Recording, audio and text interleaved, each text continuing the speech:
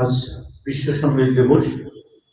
সারা পৃথিবীর সকল সঙ্গীত শিল্পীর প্রতি বিনম্র শ্রদ্ধা।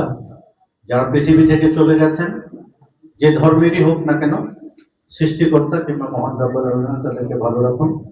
আজকের এই উদ্যোগ শুরুটা কিন্তু খুব সুখের ছিল না। আমার এখনো মনে আছে, আমি ওটুক বলেই শেষ করব। আমি কাছারি বাজারে কোনো একটা কাজে ছিলাম। মুকুল ফোন দিয়ে বললো যে, ভাই কোথায়? কাছারি বাজারে। আপনি ওখানে থাকেন, আমি খাদিমুল ভাই সব আসছি। খাদিমুল ভাই হাত ধরে বললেন, এমন একটি কাজ করতে চাই, রংপুরে যারা গুণী শিল্পী, অসচ্ছল শিল্পী, প্রয়াত কিংবা যারা বেঁচে আছে, তাদের কল্যাণে কিছু করতে চাই। আমি ওনাকে ভাইও করে ডাকতাম।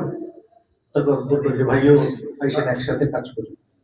সেদিন থেকেই কিন্তু এই রংপুরের এই কল্যাণ শিল্পী কল্যাণ সমিতির যাত্রা শুরু। হাঁটি হাঁটি পা পা করে যতটুকু এসছে ততটুকুই বা কম বেশি। আর্থিক সংগতিটা কিন্তু অবশ্যই প্রয়োজন। সকল কাজের মূলে কিন্তু অর্থের প্রয়োজন আছে, কিন্তু উদ্যোগটা, স্বচ্ছ মানসিকতা, সঙ্গীতের প্রতি শ্রদ্ধা, শিল্পীদেরকে মূল্যায়ন করা, এটি অত্যন্ত গুরুত্ব বহন করে। সেদিক থেকে প্রতিষ্ঠানটির বয়স যতটুকুই হোক না কেন, প্রতিষ্ঠানটির আকার যেমনই হোক না কেন, এই প্রতিষ্ঠান যতটুকু শিল্পীদেরকে সম্মান দেওয়ার চেষ্টা করছে, এটিকে আমাদের মনে হয় আমরা যারা এখানে আছি তাদের সকলের অন্তরে ধারণ করে আগামী দিনে যাতে এই প্রতিষ্ঠানটা মাথা উঁচু করে অন্তত পক্ষে রংপুর অঞ্চলের শিল্পী যারা আছে, যারা দারিদ্রতার মধ্যে জীবনযাপন করেন, তাদের পাশে যেন অন্তত পক্ষে একটা অবলম্বন হিসাবে দাঁড়াতে পারে। আমাদের বিশিষ্ট শিল্পী যারা বাংলাদেশে ছিলেন, অনেকেই কিন্তু অনেক কষ্ট নিয়ে পৃথিবী থেকে চলে গেছেন। আব্দুল জব্বারের কথা দিয়েই শেষ করছি। উনি মারা যাবার আগে একটি অনুষ্ঠানে হারমোনিয়ামটা থামিয়ে বলছিল, 17 কোটির বাংলাদেশে 1 টাকা করে দিলে শিল্পীরা ভালো থাকবে। কতটা আক্ষেপ থেকে, কতটা কষ্ট থেকে আব্দুল জব্বারের মতো মানুষ এই কথাটি বলেছিলেন।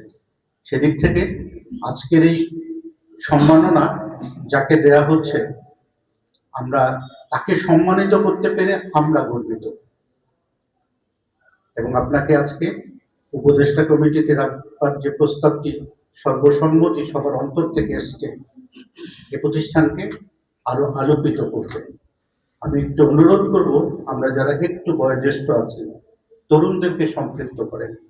তরুণরা শিখুক কেমন করে শিল্পীদেরকে শ্রদ্ধা করতে হয়, সম্মান দিতে হয়, কেমন করে শিল্পীরা আমাদেরকে অন্তরকে আলোকিত করে। এবং 52 থেকে 71 পর্যন্ত শিল্পীদের অবদান এবং অদ্যাবধি এটা ভুলবার নয়।